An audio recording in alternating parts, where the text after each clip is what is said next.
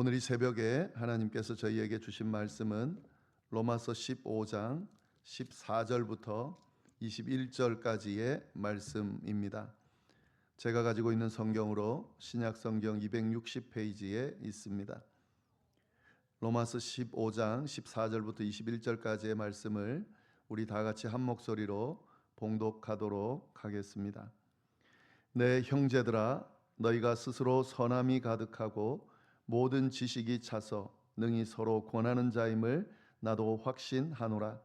그러나 내가 너희로 다시 생각나게 하려고 하나님께서 내게 주신 은혜로 말미암아 더욱 담대히 대략 너희에게 썼노니, 이 은혜는 곧 나로 이방인을 위하여 그리스도 예수의 일꾼이 되어 하나님의 복음의 제사장 직분을 하게 하사 이방인을 제물로 드리는 것이 성령 안에서 거룩하게 되어 받으실 만하게 하려 하심이라. 그러므로 내가 그리스도 예수 안에서 하나님의 일에 대하여 자랑하는 것이 있거니와 그리스도께서 이방인들을 순종하게 하기 위하여 나를 통하여 역사하신 것 외에는 내가 감히 말하지 아니하노라. 그 일은 말과 행위로 표적과 기사의 능력으로 성령의 능력으로 이루어졌으며, 그리하여 내가 예루살렘으로부터 두루 행하여 일루리곤까지 그리스도의 복음을 편만하게 전하였노라. 또 내가 그리스도의 이름을 부르는 곳에는 복음을 전하지 않기를 힘썼노니, 이는 남의 터 위에 건축하지 아니하려 함이라. 기록된 바 주의 소식을 받지 못한 자들이 볼 것이요 듣지 못한 자들이 깨달으리라 함과 같으니라. 아멘. 네, 저희가 오늘 나눌 말씀은 로마서 15장 하반절 14절부터 21절까지의 말씀입니다. 오늘 본문의 내용을 보면은 사도 바울이 자신이 사도로서의 직함을 받았다는 것과 그리고 자신이 어떤 사역을 하는지에 대해서 쭉 설명을 하고 있습니다. 그러면서 모든 그리스도인이 가져야 될, 특별히 복음 사역자로서의 모습이 어떤 모습인지를 잘 드러내주고 있습니다. 먼저 14절을 보시면은 내 형제들아, 너희가 스스로 선함이 가득하고 모든 지식이 차서 능히 서로 권하는 자임을 나도 확신하노라, 이렇게 되어 있습니다. 바울은 먼저 로마 교회 성도들을 칭찬합니다. 칭찬하는 이유가 뭔가? 선함이 가득하고 모든 지식이 차서 그렇다 하는 거죠. 이 로마 교회 성도들은 선함이 가득하고 모든 지식이 차 있는 그런 사람이었습니다. 근데 여기서 선하다는 것은 단순하게 도덕적으로 그렇게 착하게 산다 이런 정도의 의미가 아니고요. 하나님의 은혜로 말미암아 선한 성품을 가지고 있다. 그러니까 하나님의 인도하심에 따라 그렇게 살아가고 있다. 이런 의미의 선함입니다. 모든 지식이 차다. 이 말은 뭐 그냥 지식적으로 학식적으로 그렇게 뛰어나다 이런 뜻이 아니고요. 여기서 말하는 모든 지식은 복음의 지식을 말합니다. 복음 안에서 전해진 그 지식들을 이야기합니다. 그러니까 복음에 대한 충분한 이해를 가지고 있다 하는 거죠. 로마 교회 성도들은 참 칭찬받을 만한데 왜 뭐냐면 하나님의 은혜로 말미암아 주님께서 주시는 선한 성품으로 가득 차고 또 복음에 대한 충분한 이해를 가지고 있어서 내가 칭찬한다, 이렇게 이야기를 하고 있습니다. 그런데 여기서 한 가지 더 보실 것은 그들이 받은 칭찬 중에 주목할 칭찬이 하나 있는데, 단순히 선하고 지식으로 가득 차서 그렇다라고 끝나는 것이 아니라 그 다음에 이어지는 내용을 보면 능히 서로 권하는 자다. 지금 이 로마 교회 성도들은 서로 권하는 그런 자들이다 하는 거죠. 이게 무슨 말입니까? 혼자만 잘 믿고 잘 사는 것이 아니라 서로 다른 사람들을 세우고 권면하는 그런 모습을 가지고 있다라고, 그래서 칭찬을 받는다 하는 거죠. 하나님의 은혜로 말미암은 선한 성품을 가지고 그 성품을 드러내면서 복음에 대한 충분한 이해를 가지고 서로 세워주면서 서로 높여주면서 서로 권하면서 서로 신앙의 성숙을 함께 이루어가자고 격려하면서 그렇게 살아가는 자들이기 때문에 내가 칭찬한다 그들이 그렇다라는 확신을 하면서 그렇게 칭찬을 하고 있다는 거죠. 이것은 우리 신앙인들이 어떻게 하면 칭찬받을 수 있는지를 잘 보여줍니다. 우리에게도 이런 모습이 있을 때 칭찬을 받을 수가 있는 거죠. 하나님의 선하심이 충만하게 거하고 복음에 대한 충분한 지식을, 이해력을 가지고 있으면서 그리고 서로 다른 지체들을 세울 때에 그때 하나님께서 칭찬하신다 하는 거죠.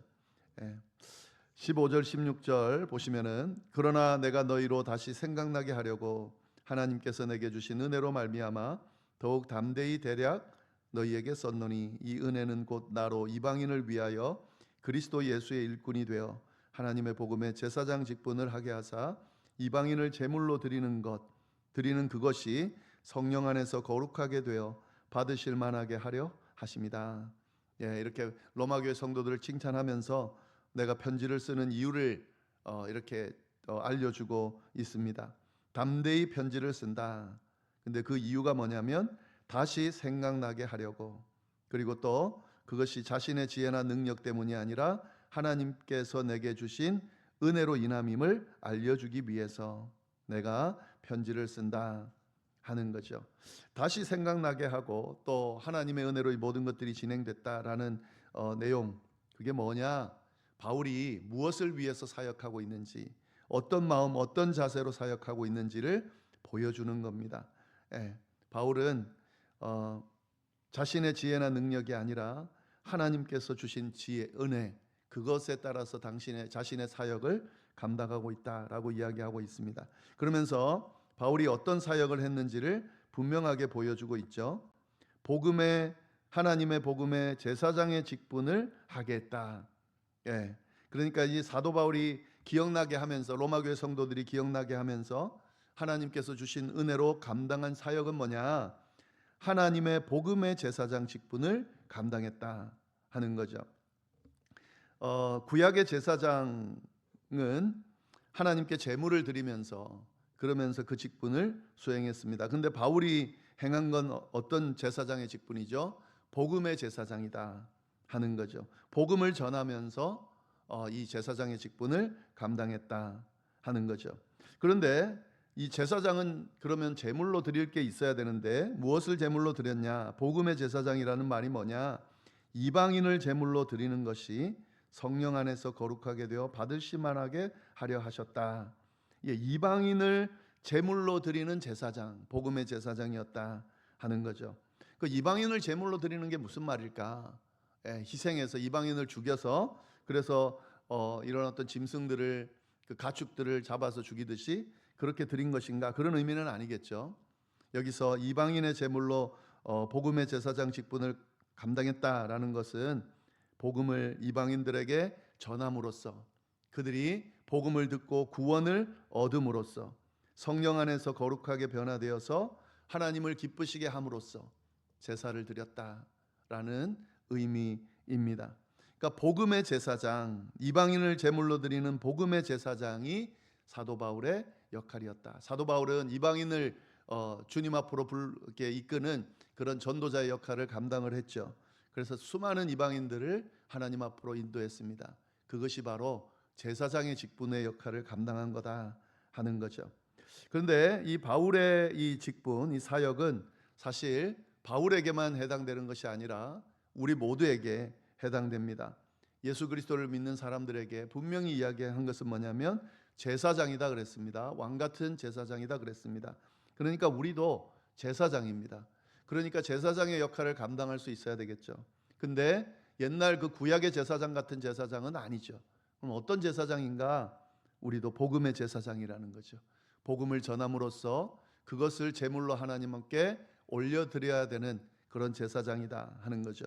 믿지 않는 사람들을 하나님 앞으로 인도함으로, 복음을 전함으로 구원을 얻게 함으로 하나님 앞에 제사장 역할을 감당해야 되는 사람들이 바로 우리 그리스도인들이다 라는 사실을 이 바울의 사역에 대한 소개를 통해서 깨달을 수 있습니다.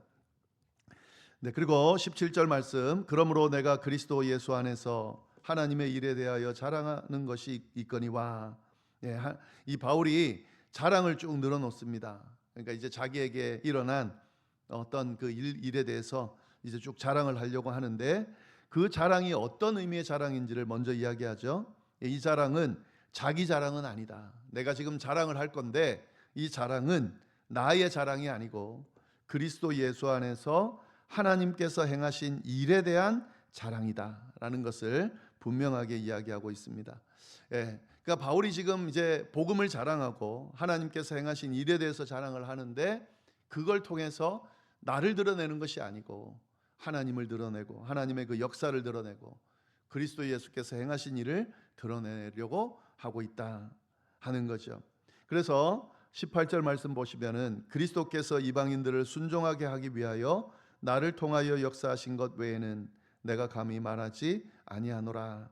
그리스도 안에서 할 자랑이 뭐냐? 그리스도께서 이방인들을 순종하게 하기 위해서 자신을 통해서 역사하신 것을 자랑하겠다는 거죠. 그러니까 이방인에게 사역한 그것, 이방인들을 구원하고 이끈 그것을 자랑하겠다는 거죠. 그것 외에는 자랑하지 않겠다는 거죠. 바울은 자신이 행한 모든 사역, 또 그 사역을 통해서 이루어진 그 열매들이 그리스도 안에서 진행되어 것임을 분명하게 이야기합니다. 그리고 그 그리스도를 통해서 하나님을 통해서 이 모든 것이 이루어졌음을 자랑하겠다라고 그렇게 이야기를 하고 있습니다. 진정한 사역자다운 모습을 잘 드러내고 있죠. 우리 그리스도인들이 하나님께서 맡기신 일을 감당할 때에 항상 우리가 염두에 둬야 되는 사역의 어떤 자세를 분명하게 드러내주고 있습니다. 우리가 하나님께서 중요한 일들을 맡기시고 또 그 중요한 사역을 감당해서 많은 좋은 열매를 맺게 되면 착각하고 또 헷갈리고 또 이렇게 왜곡하게 되는 경우가 많이 있죠. 마치 내가 잘나서 한 것처럼, 내가 이룬 것처럼. 그래서 사람들 앞에 은근히 자랑할 때에 마치 내가 뭔가 대단하게 어떤 일을 함으로써 이 일이 진행된 것처럼 그렇게 자랑하는 경우가 많이 있습니다. 그런데 하나님의 일은 철저하게 하나님께서 역사하셔야 가능한 거고 하나님께서 그리스도 예수를 통해 성령을 통해서 이루셔야만 그런 열매들을 맺을 수 있습니다. 그렇기 때문에 그리스도인을 통해서 사역자를 통해 행해지는 모든 사역은 그리고 그 모든 사역의 열매는 주님이 하신 겁니다. 그 주님께서 하실 때 우리를 단지 도구로 사용했을 뿐입니다. 도구로 사용해 주신 그 하나님에 대한 감사가 그 사역자에게 있을 때 진정한 사역자의 자세가 될 수 있다는 거죠. 그러면서 나는 감추고 오직 이 모든 일을 가능하게 하신 예수 그리스도를 드러내고 하나님을 드러낼 수 있을 때 그때 진정한 사역자로서의 모습을 갖춘 것이다. 오늘 말씀이 우리에게 분명하게 이야기하고 있습니다. 19절 말씀, 그 일은 말과 행위로 표적과 기사의 능력으로 성령의 능력으로 이루어졌으며 그리하여 내가 예루살렘으로부터 두루 행하여 일루리곤까지 그리스도의 복음을 편만하게 전하였노라. 그러니까 예루살렘부터 시작해서 두루두루 수많은 이방인들을 전도를 했는데 복음을 전하고 구원 얻게 했는데 그것은 주님이 일하셨는데 주님께서 어떻게 일하셨는가? 말과 행위로 표적과 기사의 능력으로 성령의 능력으로 이루어졌다. 그리고 이걸 자랑한다. 주님께서 행하신 이 일을 자랑한다 라고 분명하게 이야기를 하고 있습니다.